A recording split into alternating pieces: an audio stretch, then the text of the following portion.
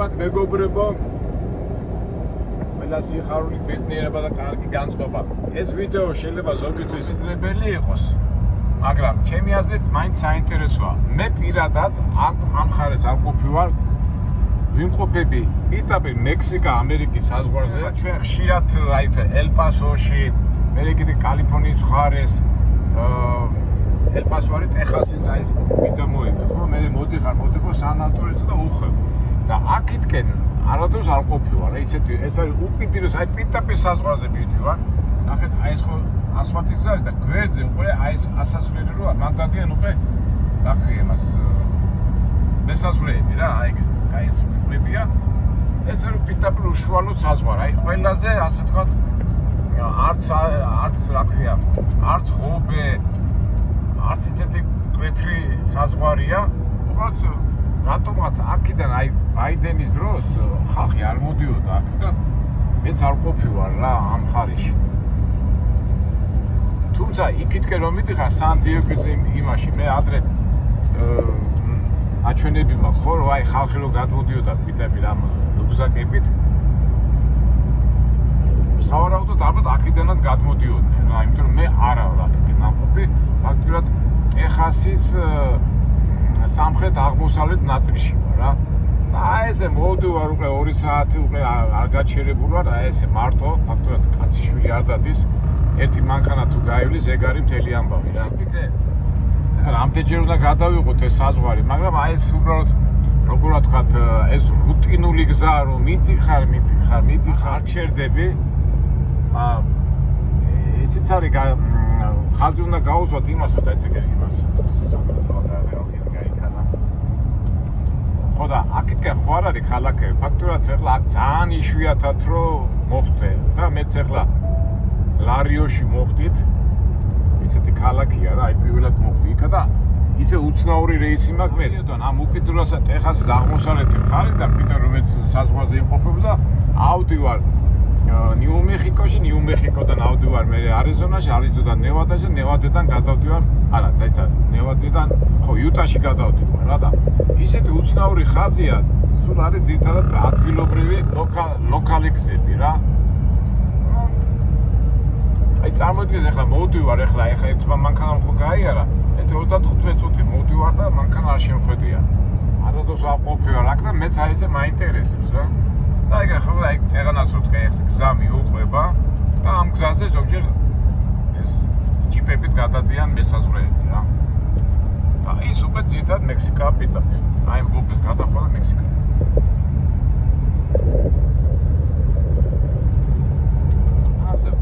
კეცად ვერ დავკეცეთ. ჩვენ უკვე ფაქტურად ვამთავრებთ ამ ამერიკაში ყოფნის პერიოდს რაღაც სულ ერთ კვირაში ალბათ უკვე დავამთავრებთ. ალბათ გაინტერესებთ რამდენი გავიარეთ ჩვენმა ჯორჯმა 75,000 მილი გვაქვს 75,850 ეს გამოდის ესე იგი დედამიწას შემოვარეთ უკვე ორჯერ და მესამე წრეზე მივდივართ რა. ასე დროს მეგობრებო ჩვენ რას ვაკეთებთ ხოლმე უმაგრესებელ გზაში ლიტერატურაზე ვიწყებთ ხოლმე საუბარს, მაგრამ ამჟამად ლიტერატურაზე არ დავიწყებთ აპარაკს.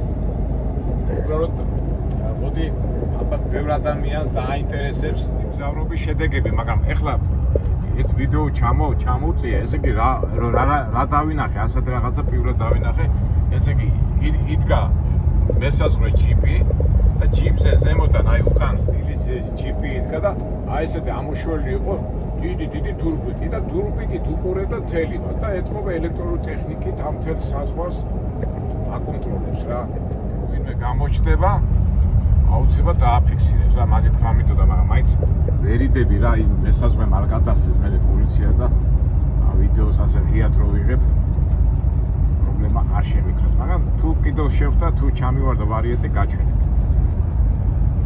ხო და რას ვამბობდი, ახლა ჩვენ შედეგებზე ვიფიქრო ისა, მინდა რაღაც ანგარიშივით ჩამოგიყალიბოთ.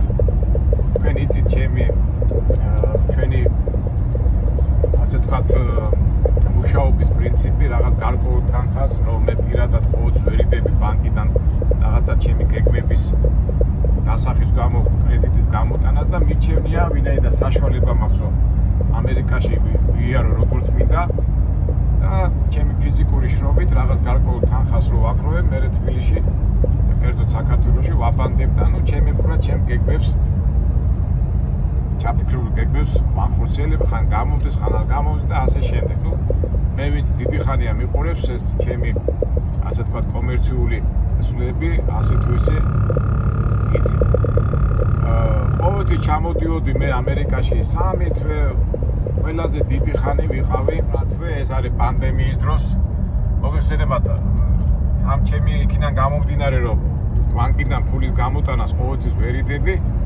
უცბად დამჭირდებოდა ფული, გადმოფრინდებოდი ამერიკაში, მუშაობდი 3 თვეს, მე უკან მქონდებოდი.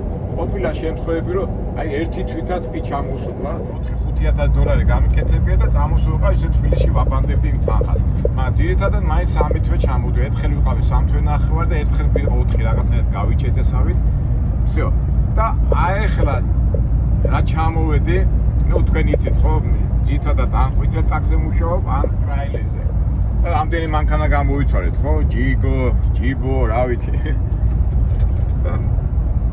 თქვენ ასე თუ ისე ჩემი ის პოზიციები იცით. მაგრამ ამჟამად ხშირად ჩამოსულა ზამთარში, რომ მოგესება ზამთარში რომ ფასები იწევს ხოლმე და ასე თუ ისე ზოგჯერ გამოვდიოდა, ზოგჯერ არ გამოვდიოდა, ჩემი გეგმები სრულდებოდა.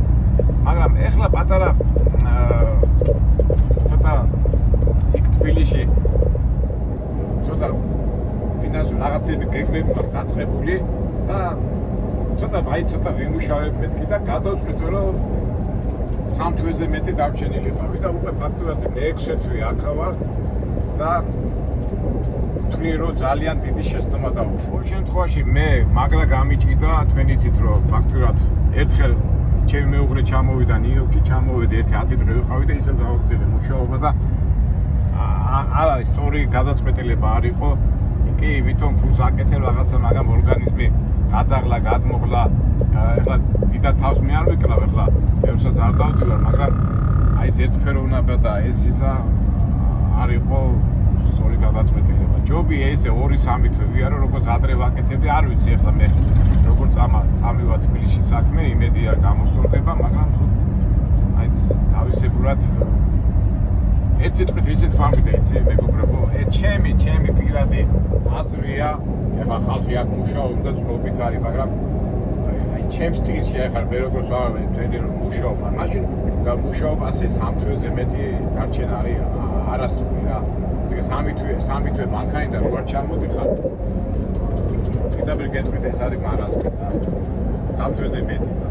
ეხლა თუ ადამიანი ცხოვრობს, უნდა ნორმალურად უნდა ყოველთვის თქვა 2 კვირა იმუშავოს, ამ ეს უკვე გეგმა, უნდა წავიდეს სახში ადამიანი და დაისვენოს, ცვალოს გარემო, იქ მეგობრებში წავიდეს, ოჯახის წევრებში წავიდეს, ბუნებრივი ეს ასე უნდა იყოს, მაგრამ ეს რეჟიმი რაც მე ახლა ავირჩიე, всё, მე უკვე ჩემ თავსაც პირობას ვამბობ და ჩემ მეუღლესაც და რომ ასე უკვე აღარ გავაკეთებ, იმიტომ რომ არ შეიძლება, კი, ვითომ ფულს აკეთებ, გიხარია ეს ასე, მაგრამ მაინც ფიზიკური გადაწყვეტა და თან ეს ფიზიკური შრომით, ასეთი შრომით ბევრ რაღაცას რო იკლებ, ამხანაგებთან ურთიერთობა არა, ოჯახის წევრებთან ურთიერთობა არა, შესაყვარ ადგილებში წასვლა არა, იკლებ რა ბევრ რაღაცებს და მით უმეტეს ალბათ, თუ შეიძლება ალბათ 30-35 წლის როხა შეიძლება ეს ეთიოჯე როგორ ვთქვათ გარისკო ნუ გააკეთო, მაგრამ უკვე 50 წელს რო გადაციდებს 55 წელს ასეთი რაღაცა არ არის სწორი. არ მიმაჩნია ასეთი მუშაობით სტილით იყოს ამე გამართლებ. კიდო გაამართლოთ თქვათ რაღაცა ისეთი ხელმოსაკიდი თანხა რო იყოს და უკვე ცოტა მოითმენ, მაგრამ ადრე თუ ეხლა 2000 და 3000 და ეს კვირაში იმის გამო და ბევრი რაღაცა მოიკლო არ მიმაჩნია ეს სწორად. თუმცა ეხლა ყველა თავისთავად ეხლა თვითონ იჩერს თავის გზას. რა შენობაა ასა. ტუალეტი. მოდა ერთ სიტყვით თქვა რომ უკმაყოფილობა ძალიან ასე რადიკალურად ვერ იტყვი, მაგრამ უკმაყოფილის რო თქვა, მაგასაც ვერ იტყვი რა. ნუ ერთ სიტყვით არ ღირდა ამდენი ხანი წამოსვლა. მით უმეტეს ზამთარშიც აი რამდენჯერ გავშედით ხო, ხან ცუდი ამიდი, ხან ისა შეიძლება ლიზინგი და გირავნობა სხვა მეთოდით გამეკეთებინა, მაგრამ ნუ საერთო ჯამში მაინც რა თქმა უნდა ამერიკას და იმ საშუალებას რომ უფალი მაძლევს და ასეთ რაღაცა ერთ-ორი კაპიტი გავაკეთო მადლობის მეტი რა მეთქვის ამ ქვეყანას და ყველანაირად მადლობა ნამდვილად ვერ ვიქნები, მაგრამ არის სოფლიო ეკონომიკური პროცესები, რომელიც თვითონ იცვლება და თუ კაი დროს გააკეთე და კაი მომენტში გააკეთე, რა თქმა უნდა კარგია, მაგრამ არ შეცდომები მოგეს ხან ისა. მე დაემთხვა ჩემი ორმოში რომ ჩავახტუნე ჩვენი ტრაილერი ისიც ხარჯები. ნუ ერთ სიტყვით რაც არის, ეგ არის ჩვენ სტილში ვართ არასდროს.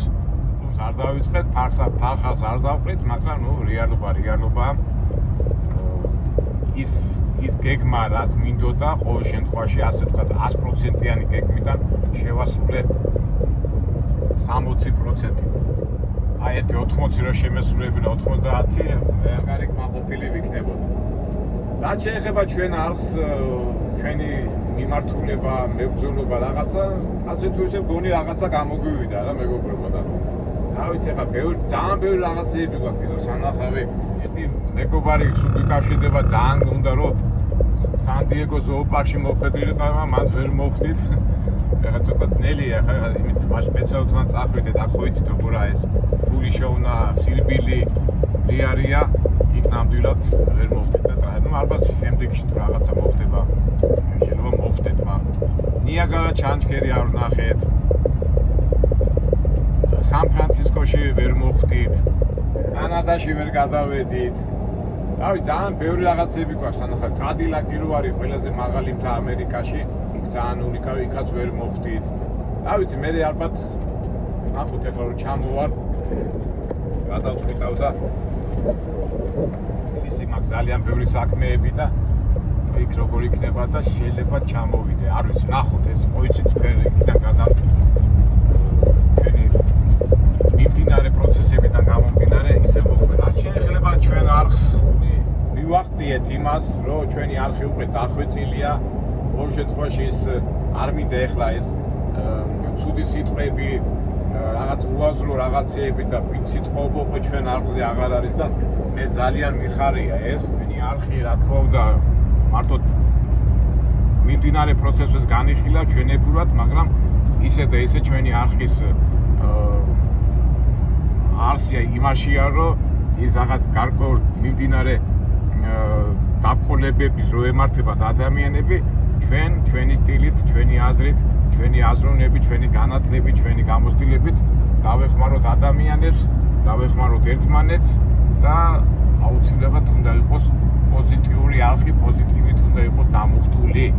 შემთხვევაში, აგერ ამერიკისა და ტრაილერის ყოლის პოზიციიდან უყურეთ ჩვენ მიმდინარე პროცესებს, მაგრამ ჩვენ გავაგზავნეთ სხვა იმასაც მოვიფიქრებ საქართველოში, ევროპაში და რავი, სადაც გავაკეთებთ.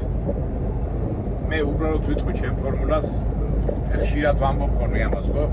ღმერთმა ადამიანი შექმნა ბედნიერებისათვის და რატომაც არ უნდა ვიყოთ ბედნიერები. კი, არის რაღაცა მიზეზები, არის რაღაცა გარკვეული სიტუაციები, ვარიაციები და მთელი ამბები, მაგრამ ჩვენ ერთმა გონებას მოხსა იმის გულისთვის, რომ ეს გადავლახოთ. რა თქმა უნდა, სილაღით, რა თქმა უნდა, იმ ცუდმა რაღაც განწყობილებებმა არ უნდა დაგვითრიოს, ჩაგვითრიოს. იმიტომ რომ ცხოვრება კარგია, ცხოვრება ლამაზია და ნახეთ რა ლამაზია ხო ყველაფერი. უდაბნოში ვიქნებით, მექსიკის საზღვარზე ვიქნებით, თებში ვიქნებით, სად ვიქნებით, საქართველოში ვიქნებით, სამშობლოში ვიქნებით. კი, სამწუხაროდ ეს პოლიტიკური და გარემოებები ძალიან ბევრ ადამიანს ანერვიულებს, აღელვებს, არა უხილხილ სიტუაციაში გვაგდებს, მაგრამ მეთქმა ხომ მოხსა გონება.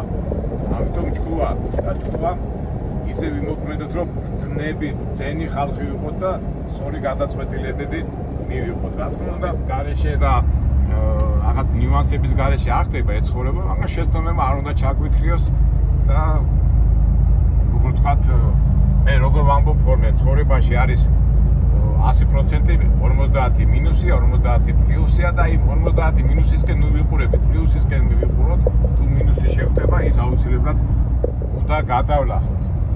რა თქმა უნდა, ჩვენ მორწმუნე ხალხი ვართ. ამ სამყაროში, ამ ქვეყანაზე გავტკბეთ ის, რაც გვეძლება, ისე გავაკეთოთ, რომ უფლის წინაშე არ შეგხვდეს, რომ წავდგებით და ისე და ისე ვიცახი, ჩვენ გვაქვს გონება, ჩვენ გვაქვს აზრი და შეგვიძლია აზროვნება. შეგვიძლია აზროვნება და ვიცით რა არის კარგი, რა არის ცუდი და რას მოყვება ამას რომ მივხვდებით. რატო უნდა ვიდარდოთ და რატო უნდა როგორ თქვა დავიბრუნოთ და ცუდ რაღაცებზე ვიდივართ. ღმერთმა გვითხრა ეს, ღმერთმა გვითხრა როგორი გზით ვიცხოვროთ, ვასწავლის, მაგალითებს გვაძლევს და ისევ და ისევ მეორდები. ღმერთმა ადამიანი შექმნა ბედნიერებისათვის და სიხარულისთვის და რატო უნდა გავიხაროთ? გავიხაროთ რა. ასეა მეგობრებო, ასეა. კარგით მეგობრებო, ესეთი მაინც ეს რომ შეგვეცვალა მაინც რომ ჩავდე ვიდეო, აი დავამთავრეთ ეს ჩვენი აზრები ჩამოვაყალიბეთ და გავაგრძელოთ ჩვენ ასეთი ამერიკა მექსიკის საზღვრიდან გავაგრძელოთ ჩვენი არხი, გავაგრძელოთ ჩვენი შეხვედრები, აზრების გაცვლა გამოცვლა და ასე შემდეგ. მე კიდევ ისე და ისე არ დავიღლები და ისე და ისე მეორდები, ყველას გისურვებთ ჯანმრთელობას, სიყვარულს, ბედნიერებას და ცხოვრების სიტყვებით ცხოვრებაში ბედნიერად ყოფნას რა. ლაღები ვიყოთ, ბედნიერები ვიყოთ და ჩვენი მომრევი და ჩვენი არავინ არ იქნება. კარგით, აბა დაგემშვიდობებით ამ საზღვრიდან, მაინც უცნაური ადგილიდან, აი რა არის ამხნევის სახლი, რა არის ეს აბა მიტოვებ. ჩვენ ვაგრძელებთ ჩვენ არხს და შეძლებით დაგვარად გავაგრძელოთ და ერთმანეთს გვერდზე დავუდგეთ. მე ასე თუ ისე ამერიკულ იმას დავამთავრებთ ამ მოგზაურობას. ცოტა ნიუ-იორკშიც გავიაროთ, იქაც რაღაცები მაქვს ჩაფიქრებული და ნახოთ რა, ნახოთ. ხეში არ არის ჩვენი განწყობა და აი ხასიათი. კარგად მეგობრებო, მომავალ საინტერესო ვიდეობამდე.